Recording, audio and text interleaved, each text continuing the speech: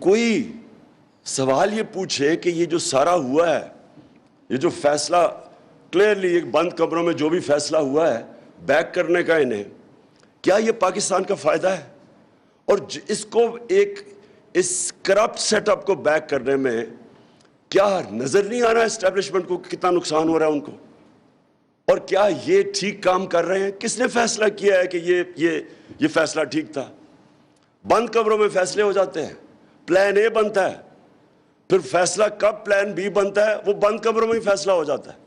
اب پلان سی کیا ہوگا وہ بھی بند کمروں میں ہوگا۔ جب آپ کے فیصلے اس طرح ہوتے ہیں کیسے ہو سکتا ہے کہ آپ کے فیصلے ٹھیک ہو؟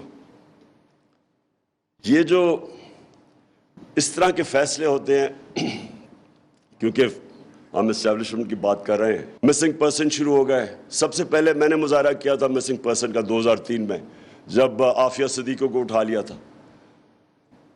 اب جب تک میں گورنمنٹ میں نہیں آیا تو مجھے تو فوج کا ویو نہیں پتا تھا، تو میں تب تک اس کے خلاف ہمیشہ بولتا رہا، کیونکہ اینڈ میں میرے پاس آتے تھے مسنگ پرسن جن کے کوئی لوگ جن کے رشتہ دار اٹھا لیے جاتے تھے، تو میرے پاس آتے تھے۔ اور وہ اس سے زیادہ میں نے تکلیف دہ چیزیں نہیں دیکھی کہ عورت آ رہی ہے کہ میرا ہسبینڈ غائب ہے، ماں آ رہی ہے بیٹا غائب ہے، اس طرح کے جو درد بھرے سینز میں دیکھتا رہا۔ اس کے گورنمنٹ میں آئے اور یہ جو آپ نے پتہ چلا کہ کئی دفعہ لوگوں کو اٹھا لیا جاتا تھا ہمارے دور پہ، وہ ہم اسی کے وہ نیشنل سیکیورٹی کے اندر وہ آ جاتا تھا۔ ہم جب میری جنرل باجوہ سے بات چیت ہوئی اس کے اوپر، جنرل فیض تھے تب ISI، میں تب بات کرتا تھا مسنگ پرسنز کے اوپر، میں نے بڑی دفعہ بات کی۔ ایک تو انہوں نے کافی لوگ چھوڑے، لیکن وہ کہتے تھے جی پرابلم میں کدھر آ رہا ہے؟ عدلیہ کا۔ اگر ایک ٹیررسٹ کو ہم دیتے ہیں عدالتوں میں، اس کا ثابت کرنا بڑا مشکل ہے کہ وہ واقعی اس نے وٹنسز کدھر سے آئیں گے۔ اور پھر امریکہ کا، انگلینڈ کا مثال دی جاتی تھی کہ انہوں نے جب یہ وار آن ٹیرر کے دوران اپنے ملک میں بھی انہوں نے جس طرح لوگوں کو پکڑا، وہ اور بات ہے کہ تقریباً زیادہ تر مسلمانوں کو ہی وہ پکڑتے تھے اور ان کے رائٹس انہوں نے ختم کر دیے، لیکن وہ ٹیررزم ایک ایسی چیز ہے کہ اس کے لیے مشکل پڑ جاتا تھا ان کو عدالتوں کو ثابت کرنا۔ اور وہ فوج ادھر سے ڈرتی تھی کہ دیکھیں آپ یہ پھر چھوڑ دیں گے اور یہ پھر ہمارے خلاف ایکٹیویٹی کریں گے، تو ان کا ایک یہ پوائنٹ آف ویو تھا۔ اس کے اوپر بھی ہم ایک چیز فائنلی ایک نتیجے پہ پہنچ گئے تھے اور وہ ہم پاس کرنے لگے تھے کہ کوئی بھی مسنگ پرسن نہ ہو، آپ بشک ٹائم ایکسٹینڈ کر دیں کہ اگر آپ اس ٹائم تک ثابت نہیں کر سکتے، لیکن اس کے رشتہ داروں کو تو پتا ہونا کہ وہ کدھر ہے۔ سب سے زیادہ ظلم تو رشتہ داروں پہ، تو خیر یہ ہم کر رہے تھے، لیکن ان کا یہ پوائنٹ آف ویو تھا۔ سائفر کو پوری کوشش کی کہ یہ کسی کو پتہ نہ چلے، اس کا ہر کوشش کی اس کو دبانے کی۔ یہ بھی کہا گیا جی سائفر تو ایسے آتے رہتے ہیں۔ ایسے سائفر کہیں بھی دنیا میں کسی بنانا ریپبلک کو بھی نہیں آتے۔ کسی فورن آفس سے پوچھیں کہ کیا اس طرح کی کوئی لینگویج استعمال کرتا ہے، اور میں فل مارکس اسد مجید کو دیتا ہوں، امبیسڈر کو۔ اس نے سائفر کے اینڈ میں لکھا کہ امریکہ کو ڈیمارش کرنا چاہیے آپ کو، جو انہوں نے لینگویج انہوں نے استعمال کیا کہ اپنے پرائم منسٹر کو ہٹاؤ۔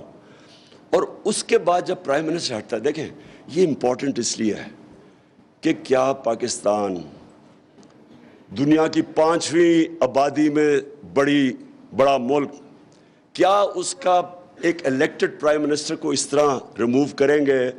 میں اگلا سوال پوچھتا ہوں کہ آگے کوئی آ کے کھڑا ہوگا؟ کوئی بھی آگے آ کے پرائم منسٹر کو دھمکی ملے گی؟ کیونکہ یاد رکھیں مشرف اپنی کتاب میں لکھتا ہے کہ مجھے رچرڈ آرمیٹیج نے کہا کہ we will bomb you into stone age. ایک ریزن دیتا ہے کہ ہم ان کی جنگ میں اس طرح گئے ہیں، تو کون کھڑا ہوگا؟ کبھی کسی نے سیس کیا کہ اس دھمکی پہ، اور جب ہم کی جنگ میں شرکت کی، کبھی کوئی کمیشن بیٹھی ہے پتہ چلا ہے کہ پاکستان کو کتنا نقصان ہوا ہے؟ تو اور اس سائفر میں وہ لکھتا ہے کہ عمران خان نے جو رشیا کا دورہ کیا ہے یہ اپنے طور پہ کیا ہے، مطلب یہ کہ اس فورن آفس نے سارے اکیلے خود فیصلہ کیا، اور اس نے جو رشین جو وزٹ تھی اس کو موڈ پوائنٹ بنا لیا۔ پوائنٹ یہ ہے کہ اس کے اوپر اگر سپریم کورٹ انکوائری نہیں کرتا، الٹا دھمکی دیتے ہیں کہ آرٹیکل 6 لگ جانا ہے عمران خان کے اوپر. چھوڑیں کہ عمران خان کون ہے. یہ پاکستان کی توہین ہے اس ملک کی. جو اس وقت سچویشن ہے, جو اب میں اپنی فائنل بات کرتا ہوں کہ ہونا کیا چاہیے. دیکھیں, پاکستان کے اندر ایک بیلنس ہونا چاہیے. ہمارے اندر بیلنس آیا ہی نہیں. جب ملٹری جاتی تھی, جو ہماری سویلین حکومت آتی تھی, سویلین حکومت کرتی کیا تھی کہ وہ پوری اجازت دے دیتی تھی ملٹری کو کہ اچھا آپ کی یہ ڈومین ہے, آپ جو مرضی کریں, کیونکہ وہ کمزور ہوتے تھے. اور دوسرا کیونکہ ان کی ڈیموکریسی ڈیپینڈ کرتی ہے مورل سٹرینگتھ کے اوپر, ناٹ فزیکل سٹرینگتھ. فزیکل سٹرینگتھ فوج کے پاس ہوتی ہے. جب آپ کرپشن کرتے ہیں, آپ کے اوپر کیسز ہوتے ہیں اور آپ فکر ہوتی ہے, تو آپ پھر اور سپیس دیتے جاتے ہیں. یہ جو بیلنس ہے یہ ابھی تک آیا نہیں, اور اس کی وجہ سے آج ایک یہ سچویشن ڈیولپ ہو گیا ہے کہ جو اسٹیبلشمنٹ ہے وہ ریئلائز نہیں کر رہی کہ وہ جو اب حرکتیں کر رہی ہے, جو ابھی بات انہوں نے بالکل ٹھیک کی کہ ہم اپنی فوج کو, رانا عظیم نے ٹھیک کہا کہ فوج کو کبھی کمزور نہیں ہم افورڈ کر سکتے. ہمارے ارد گرد سارے مسلمان دنیا کی آپ کے سامنے اگزامپلز ہیں. ساری آپ سیریا لے لیں, یمن, سیریا, صومالیہ, افغانستان, ایک ایک لیکن سب کا جو حال ہوا ہے جب, کیونکہ وہ ڈیفینڈ نہیں اپنے آپ کو کر سکتے. پاکستان کے پاس بہت بڑا ایسٹ ہے, طاقتور فوج. اس کو ہمیں بچانا ہے, کیونکہ اگر پبلک کے اندر اور فوج کے اندر فاصلے بڑھتے رہے جو بڑھ رہے ہیں, تو اس سے ایونچولی فوج کو نقصان ہے اور پاکستان کو نقصان ہے. جب ہماری اسٹیبلشمنٹ کو ڈیفرینشیٹ کرنا چاہیے, کب آپ تعمیری تنقید کر رہے ہیں اور کب آپ ڈیمیج کر رہے ہیں اس کو, اس میں فرق ہے. جب آپ ان کو یہ کہتے ہیں کہ آپ جب ایک اسٹیبلشمنٹ کے فٹ پرنٹ اس طرح آ جاتا ہے کہ صحافیوں کو پکڑ کے آپ یہ کر رہے ہیں, اور جو تھوڑی سی بھی آپ سمجھیں کہ تنقید ہوئی ہے فوج کی تو آپ نے ایکشن لے لیا, یہ نقصان دہ رہا ہے ہماری فوج کو. اس سے فائدہ نہیں ہو رہا. انفارمیشن رک نہیں سکتا. یہ سوشل میڈیا کا زمانہ ہے. یہ غلط فہمی ہے کسی کی کہ جی سوشل میڈیا کو آپ کو کنٹرول کر رہا ہے. سوشل میڈیا ایک ایسی چیز ہے کہ جس کے پاس موبائل فون ہے اس کی آواز ہے, آپ اس کو کنٹرول نہیں کر سکتے. اور آپ کنٹرول کرنے جتنی مرضی کوشش کریں, یہ ایک ایسی اب چیز دکھلائی کسی کے کنٹرول میں نہیں ہے.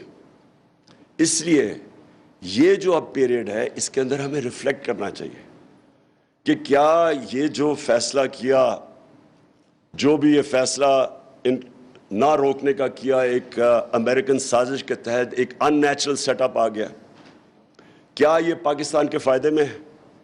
کیا پاکستان کے فائدے میں ہے کہ 1100 ارب روپے آتے ساتھ ہی انہوں نے جو نیب کے اندر کیسز پڑے ہوئے تھے انہوں نے ختم کروا دیے. سارے جن کے کیسز تھے, اور یہ پچھلے 10 سال کے کیسز تھے, یہ سارے ختم کروا لیے.